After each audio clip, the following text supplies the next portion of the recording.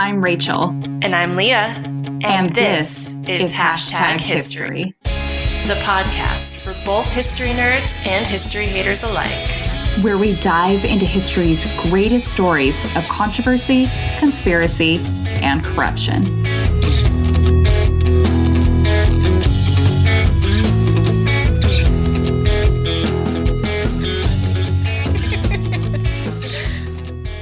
Hey, this is Hashtag History, episode 23. I'm Rachel. And I'm Leah.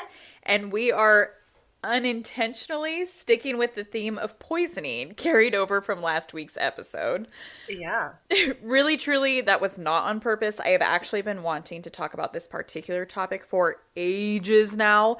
This episode has been in the preliminary map outs that we have done for the last 2 seasons, but it just kept getting replaced by other topics. There's just too much good stuff to talk about. There's too much good stuff, and like pretty much all the way up until the season that we're about to record, do I like finalize the list. It like moves around so much. Like, anyway, it's finally happening, guys. We're finally talking about this particular case, and it just so happened to fall back to back with another poisoning episode. So what can I say? An alleged poisoning. Alleged. No, it absolutely was a poisoning. If you haven't listened to it yet, make sure you listen to last week's episode and make sure you let us know what you think. Was the co-founder of Stanford University poisoned, or was she just fat? You tell us. So wrong. But today, we are talking about the 1982 Tylenol poisoning. From September through October of 1982, 7 people died in Chicago, Illinois, as a result of drug tampering of Tylenol-labeled pills that had been laced with potassium cyanide, beginning with the death of a 12-year-old girl. To this day, no one has ever been charged with the crime. Leah, have you ever heard of the 1982 Tylenol poisonings? I had. I didn't know that it was in Chicago. But yes, I have heard of it. I heard it had like a lot of effects, and I'm sure we'll dig into that on the like drug industry and stuff. Why I had heard of it before, other than just being like a history nerd and being really into this kind of stuff, my dad actually, he was in his early 20s when this incident happened. So I asked him about it, and he very distinctly remembers it. He was like, oh yeah, I remember when all the Tylenol products were being pulled from the shelves of the stores, and they had to do like a mass recall on all bottles that had been produced in the last 8 months. And it had, I mean, a big effect on him. My dad turned 60 this year, and he still very, very distinctly remembers this whole incident. Yeah. So there's a lot to talk about. So we're going to go ahead and do our drinks. And Leah, since you put these together, I am hoping that you have not laced them with poisoning. So I mean, you watched me do it, but I mean, who knows? So this week we're traveling to Chi-Town, USA. Woo! Come travel with us. Actually, I'm going to Chicago. Yes, you are. In 3 weeks. Something like that. Something like that. Which for the first time, I'm excited. Okay. When will this come out? Oh my God. Good point. Like when I'm in Chicago. I think you're right. It's coming out the second week of February. You'll be in Chicago when this episode comes out. How exciting! That's exciting. Life is weird. It's weird. Okay. That's cool. So this week's cocktail is the aptly named Chicago cocktail. Love it. That's so original. So original. Since, this stuff happened in Chicago, which I didn't know. Yes. Yay, correlation. Got it. And correlation, you're going to be there when this episode comes out. How cool is that? Like, crazy. I love it. Okay. Love it. I didn't do this on purpose. Yeah, neither did I. The Chicago cocktail is a brandy-based mixed drink, probably named for the city of Chicago, but there isn't necessarily proof of that. It has been documented in numerous cocktail manuals dating back to the 19th century, so at least it's got some history behind it. Okay. Unlike some of our other cocktails. Chicago restaurant critic John Drury included it in his 1931 guide, Wow. Dining in Chicago. Wow. Yeah. That's cool. Noting that it had been served at the American Bar in Nice and the Embassy Club in London. So Very it was, cool. Yes, a world-traveled cocktail. The ingredients include a shot of brandy, 3 dashes of triple sec, or any other like orange liqueur kind of thing. Ice, and then 2 dashes of bitters. You shake all that up and pour over ice, and then top with champagne. I'm skeptical. Yeah. It looks weird. As you said, it looks like honey. Yeah, the color. Yeah, the coloring is like honey or amber. I was really excited about this one because I do like champagne. It smells weird. But it smells weird, and then like when you were putting it together, it just looks interesting. I'm sure I've had brandy sometime in my life, but we both are not very familiar with brandy, so I actually don't know what brandy or what this particular brandy tastes like. Yeah. So it's just all a shot in the dark for us. Yeah, 100%. Let's do it. Okay.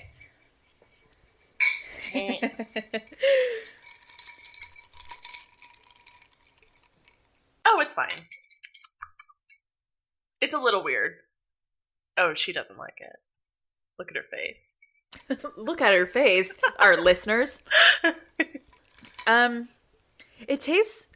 What I like champagne. It has a very strong champagne taste, don't you think? Well, I probably put more champagne than the rest. Than we were supposed to. Yeah. It's like everything about it is champagne except for like a small bit. I don't know. Like it tastes 90% like champagne, and then you're like, oh, there's something else in here too. Is that other something not good? I think that's how I feel. Okay. I think this is not my favorite. And by not my favorite, I think I don't like it. Yeah. But it tastes enough like champagne that, of course, I'm going to finish it. Yeah. And are we? Yes, that was going to be my question. Are we going to finish it, even though we don't love it? Always. Why is that even a question? It's not. Okay. So. So we're continuing to drink it. I don't hate it. Yeah. To be honest. I'm going to put it all the way down at like a 3. Oh. Like that's how I feel about That's rough. You don't feel that way. You don't feel that way. I could have. Yes. No. Yes. A 4? It's somewhere between Mine's a 3 and a 6. Oh my god. That's a wide range. That's a wide range. It's a big net, and I don't know what I'm going to catch with it. But mine's a solid 3, but I do have to finish it since I'm driving home after this. So yeah, you got to finish it fast. Soon. Yeah. Okay. So this story, it all began on September 29th, 1982 in Elk Grove Village, Illinois, when 12-year-old Mary Kellerman woke up and complained to her parents about having a cold. Her parents gave her an extra-strength Tylenol pill. She died only hours later. Oh. Yes. The other victims were as follows. 27-year-old Adam Janis of Arlington Heights, Illinois, who took a Tylenol tablet, was taken to the hospital when he felt like shit, and then died there. Adam's brother, Stanley, who was 25, and his sister-in-law, Teresa, who was only 19, also died after taking Tylenol from the same bottle that Adam had. Obviously, they hadn't made the correlation that that's what had happened. Yeah. I'm assuming that this whole family just was feeling really awful, and so they had all decided to take painkillers. Both Stanley and Teresa died as a result of taking that Tylenol. Mary McFarland, who was 31 years old, died a few days after the first deaths, and then she was followed shortly thereafter by 35-year-old Paula Prince and 27-year-old Mary Rayner. When these pills were later tested, it was determined that each pill was laced with enough cyanide to administer thousands of fatal doses. Can you even possibly imagine the horrific deaths that these people experienced?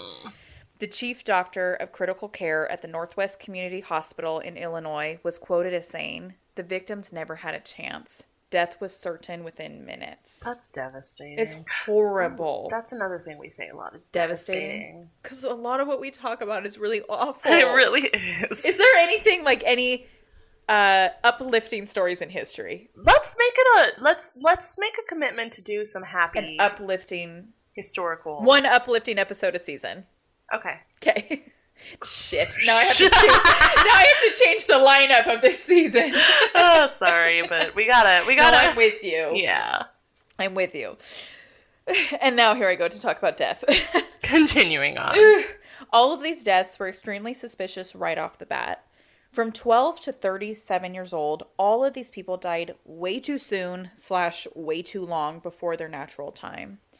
Once it was determined what each of these individuals had in common was that they had ingested Tylenol within hours preceding their deaths, authorities were quickly notified.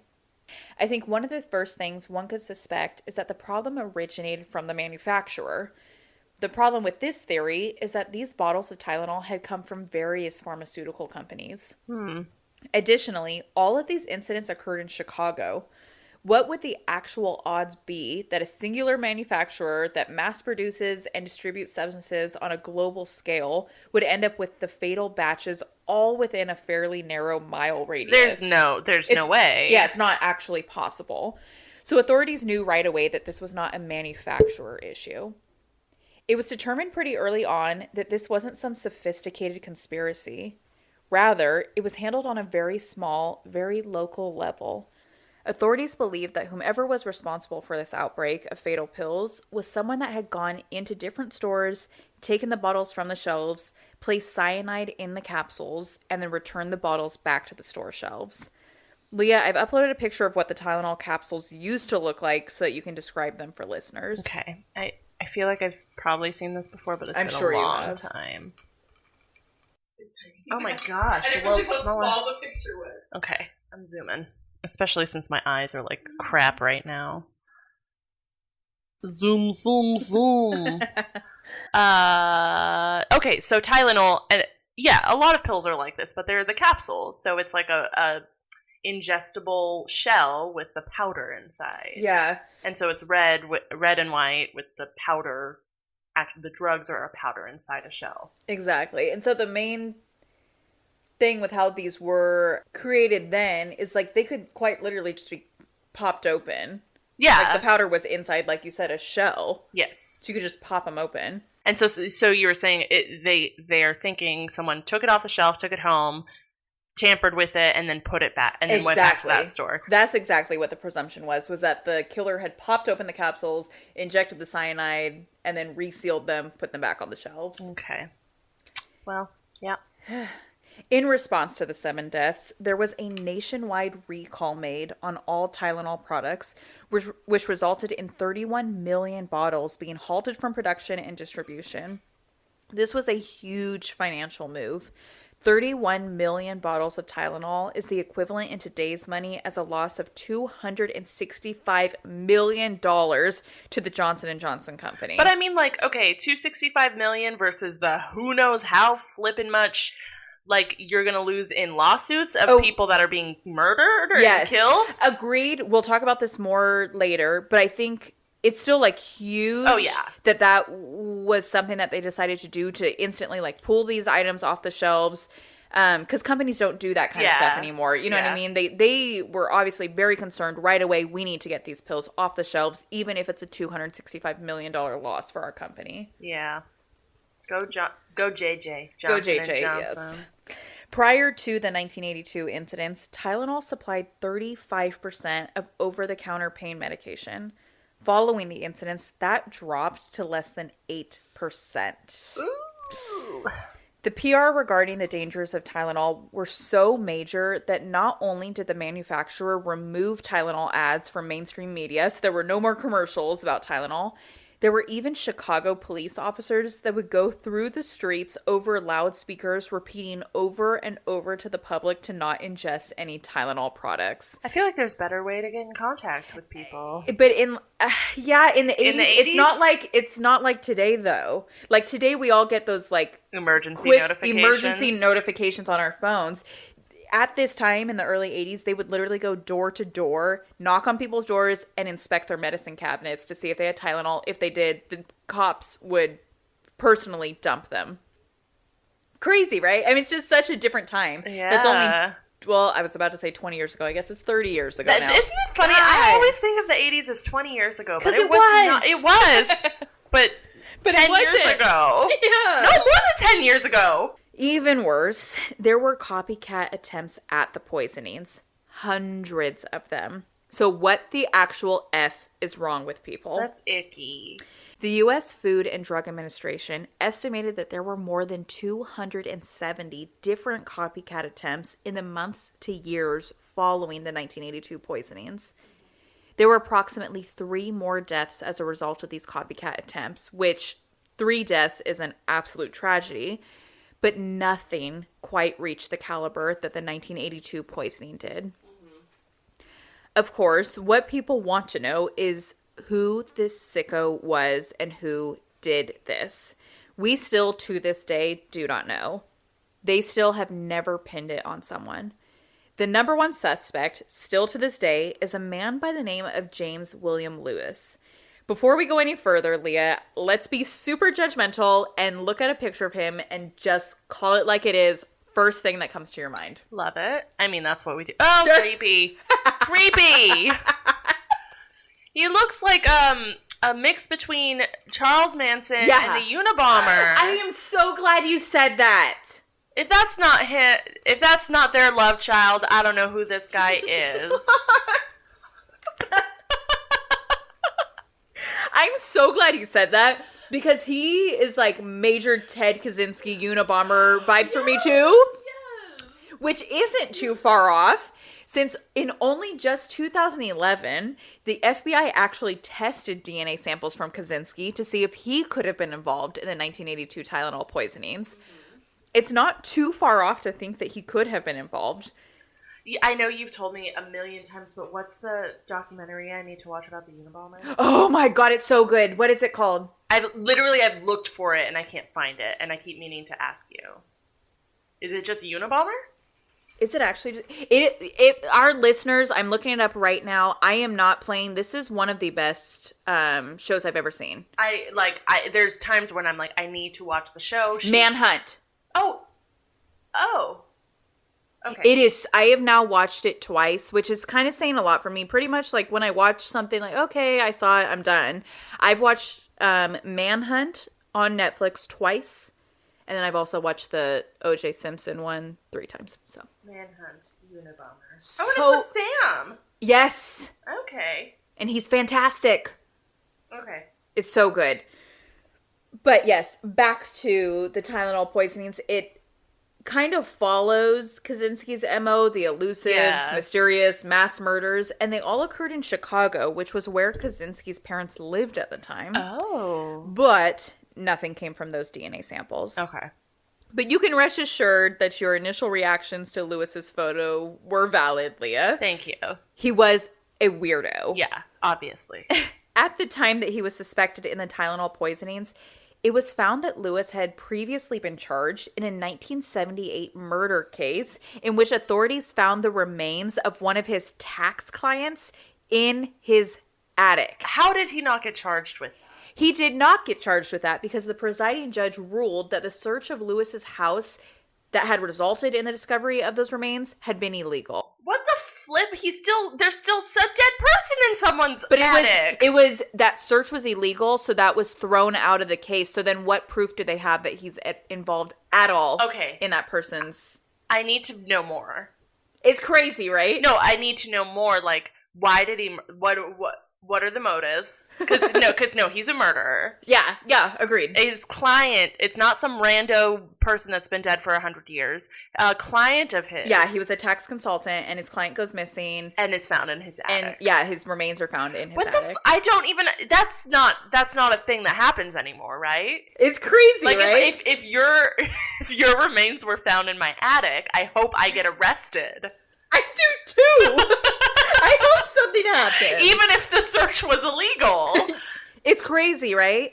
But if you watch, speaking of that Manhunt show, if you watch that, Ted Kaczynski does everything he can to prove that the search warrant of his cabin was illegal. And if he had been able to prove that it was illegal, the whole case would have been gone because it was what they found in his cabin that tied him to the crimes. This is just a full-on Forensic Files episode. I know. Dun, dun, dun. Dun, dun, dun, dun, dun. Okay, but why are we talking about James William Lewis in relation to the 1982 Tylenol poisonings?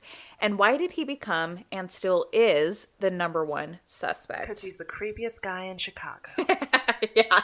They just pull up their list of, like, who are the creepiest men that live within a 10-mile radius?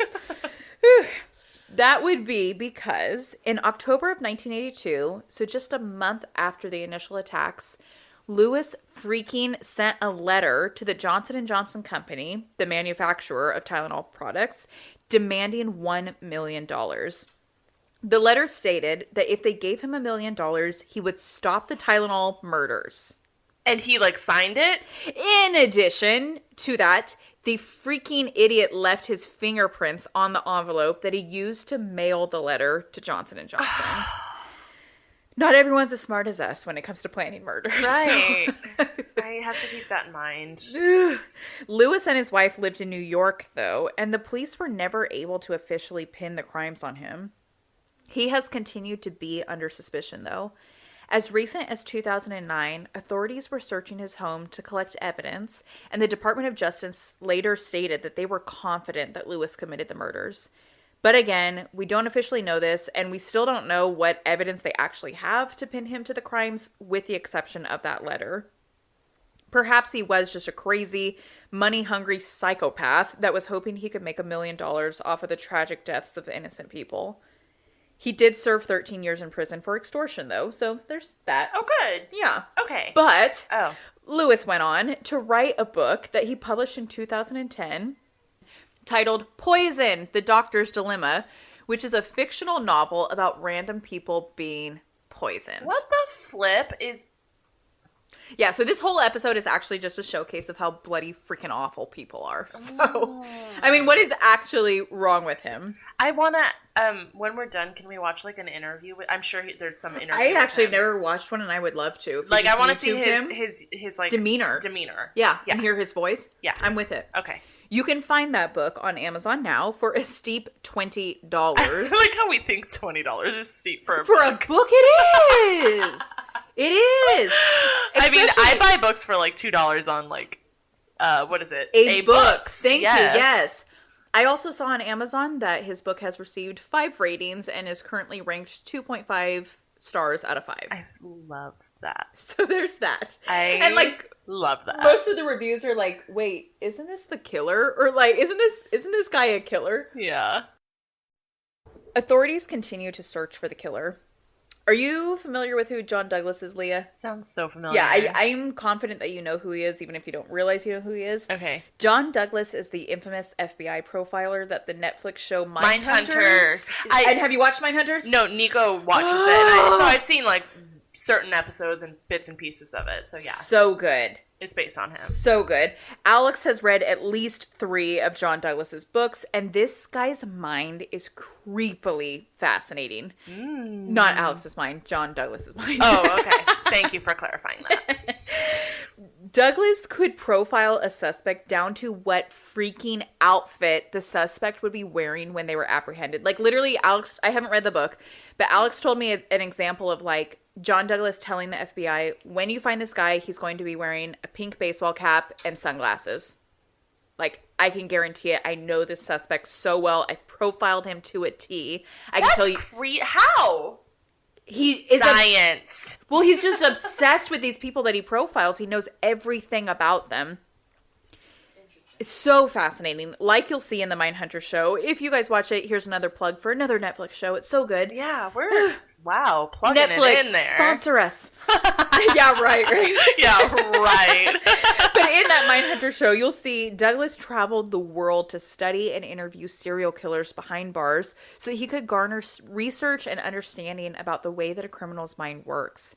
He interviewed people like Ted Bundy, John Wayne Gacy, Charles Manson, Ed Kemper, and so many more. John Wayne Gacy's the clown, right? Yes. Okay. And then who's Ed Kemper? Ed Kemper was, he killed a bunch of people. He was creepy because, he was huge. That's what was creepy about him. He was, no, but I'm being serious. Look up Ed Kemper right now. All right. Just super tall, big dude. And the thing about Ed Kemper was he was so willing to talk to the media. He kind of posed as like a, there we go. I just looked him up. His height, 6'9". He's huge. He was 6'9". But he looks normal. He was 6'9". That's the thing. He had like a super high intellect. His IQ was like way up there. And he would hang out with like cops. He kind of identified himself as, even though he wasn't, a cop. And so cops just saw him as like an annoying guy that would like hang out with them at the bars and try to pretend like he was one of them, but he's actually killing people. Okay. But the thing about Ed Kemper, why he's such a fascinating person, is because he was such a like talkative person. He was so willing to just tell. I know. Purring. It's so cute. No, it's really so cute. loud. If you hear purring, it's my cat in the background. It's really cute. Ed Kemper, I mean, just completely opened up his mind and how he felt and why he did what he did, which a lot of serial killers don't do that. There's one that I feel like was... Oh, no. Who was it? Who am I thinking of? Where they were just like, oh, yes, and that's when I slit her throat. It was just... who am I thinking of? You're thinking of BTK. You're thinking of Dennis Rader. Is that the guy that eats people? You're thinking of... the guy that eats people. The Japanese guy. No. You're thinking of Jeffrey Dahmer. Oh, okay. I think you're thinking of Jeffrey Dahmer. That sounds familiar. Is that so bad that I can just pull all these off the top of my head? It's really bad. I think you're thinking of Jeffrey Dahmer. Anyways. Catch our true crime podcast coming out next... Actually, this is a true crime podcast. It really is. And it's a true crime podcast disguised as a history podcast.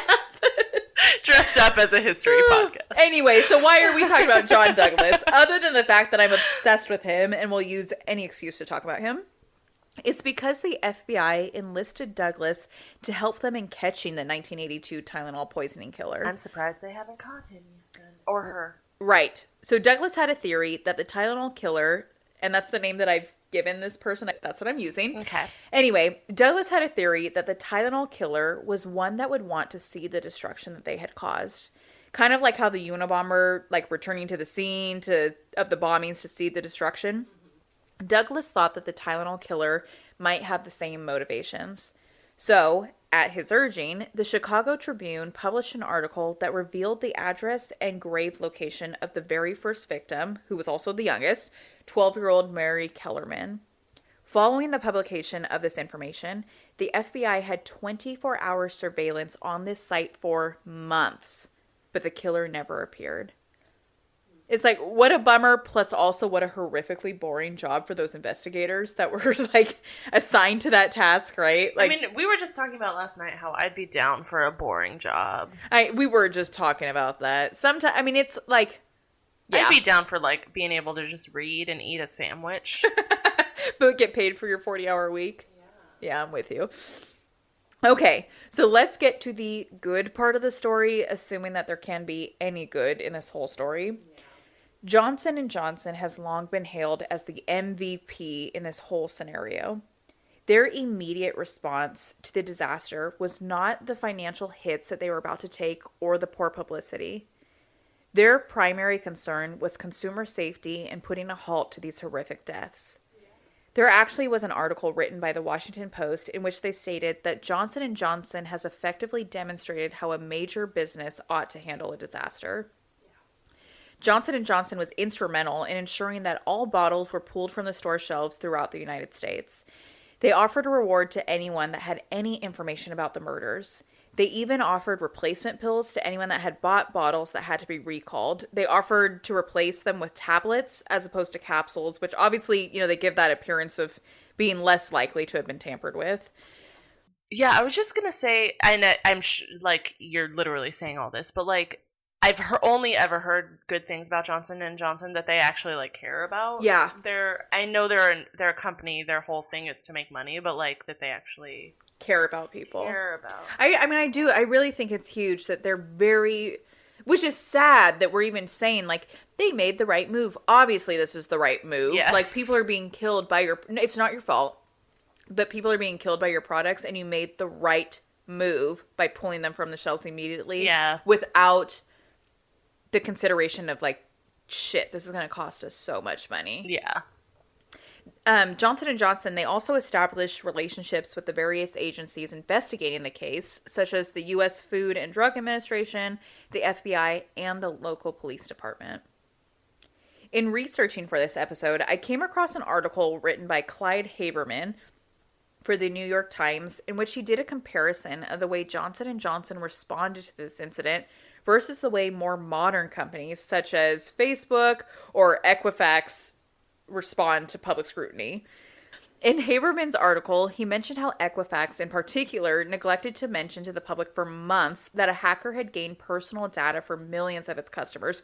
Were you hit by that? Yes. So that's what I was just going to say to you. You remember early last year? Yeah. Okay, so early last year, I was getting all these calls from all of these banks and stuff saying like, hey, we received your application for this credit card. Like, remember this? I've never followed up with you on this. Everything is fine. Okay. But yes, it was horrible. It was a week before I left for London. Oh, that's right. It was horrible. The week before I left for London, I was getting all of these calls about all these credit cards that I had supposedly applied for because someone had my full name, my address, my family's addresses, my social security number, all of that. I was beating myself up because this also happened at the same time that I was moving from one place to another, and I knew that I was moving from out of an apartment complex, and I knew I had thrown a bunch of stuff in the dumpster where I was like, there's probably your social. I just remember like maybe there were a few things in there that I maybe shouldn't have thrown in there. Maybe they had too much information. So I was beating myself up because this incident literally happened like a week after I moved. Ended up finding out months and months and months later that Equifax, they sent me an email and said like, hey, you were compromised in our like hacker. It's like, thanks, I know. Yes. I'm aware. And, well, like now, like, thank you, Equifax. Now I don't feel like shit about myself that it was your fault and not mine. Yeah. But the point of this article that the New York Times put together is that places like Equifax don't admit to their faults right away. Or like Facebook, there was that huge story only a couple years ago in 2016 when Trump won the presidential administration, how Facebook, Mark Zuckerberg, basically won him the administration by raising that $250 million in campaign funding, but he denied this for months. There is a lot for corporations to learn from how Johnson & Johnson immediately responded to the 1982 Tylenol poisonings. True that. The one other positive thing to come from this tragedy were the huge changes made in pharmaceutics. You know how annoyed we can get by medicine bottles when you can't get the freaking pop-up cap off? Yeah, especially in the middle of the night when you're like half asleep. Yes. And you just can't. Yes, and then once you actually get the cap off, there's still always that little like foil covering. Which like, who actually peels it off? And we all just poke a hole. You just poke a hole in it. Correct. So this is super annoying when all of these things, you know, especially when they say they're like child-proof, but it's actually like adult-proof too. But anyway, this right here, this case is the reason why. The 1982 Tylenol poisoning is the reason why we have all of these obnoxious but secure methods now. Johnson & Johnson, and then eventually every pharmaceutical company in the nation, adopted not only the foil covers, which would instantly reveal if someone had tampered with the product, and not only the hard AF to open bottles, but they also developed caplets, which are what we take today. They look like capsules, but they are all one piece that cannot be broken apart in the way that old capsules were constructed. Within only a year of these tragedies, the FDA adopted regulations in relation to consumer product tampering. They made it not only illegal, but also very, very expensive with the imposing of fines for anyone that ever does tamper with a consumer product. And this is one thing that I really love about history, seeing the way that tragedies or mistakes lead to change, how we can learn from what went wrong and learn how we can grow and improve. That is maybe one of my favorite things about history.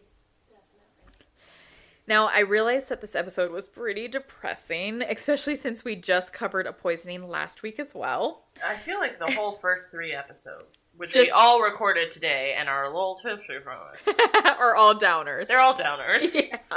And while I cannot promise that next week's episode will be any more uplifting, in fact, next week's episode is an exceptionally devastating and violent episode. Why?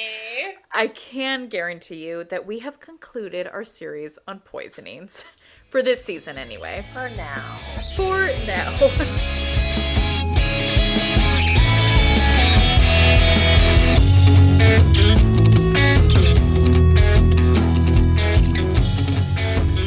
Thank you guys so much for listening to this episode of Hashtag History. We will post the pictures from this episode to our Instagram. And then all sources used to put this episode together can be found on our website. If you enjoyed the episode, do us a favor and subscribe to Hashtag History on whatever podcast platform you use. Share it with a friend and give us a rate and review. And dudes, be sure to check us out dudes on Instagram at #history_podcast. Thanks, dude. Thanks, dudes. Bye. Bye.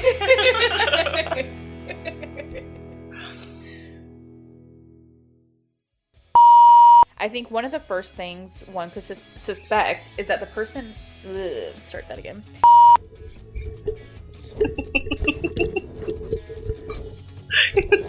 There's a thing on this side that you can tighten. Nope, one back. Nope. Keep going. This way. Boom. Tighten that. I think that... Does that tighten my mic? Just tighten all. Okay. Okay, where was I? It's 40 years. It's like 50 years. Wait, it's not 50 No, I years. can't do that. I had some champagne, and this is the third episode we're recording. But we can say, like I said at the beginning of the episode, my dad is 60 this year. Yeah. And he was 22 when this happened. Okay, so it is 40 years. That's crazy. That's crazy. Yeah. I'm recording. We're like, oh, he's a good boy. Good boy. Oh, yeah. Oh, yeah. Oh, like, yeah. Minnesota. Oh, yeah. Oh, yeah. Don't ya know? Don't you know? Nico and I literally sometimes before bed, and you'll get this when you watch the movie. Please watch it. He'll be like, I'll be like, love ya, Norm, and he'll be like, love ya, Barb, or whatever they say. And like, we'll just randomly out of nowhere be like, love ya, Norm. That's really cute. I love it.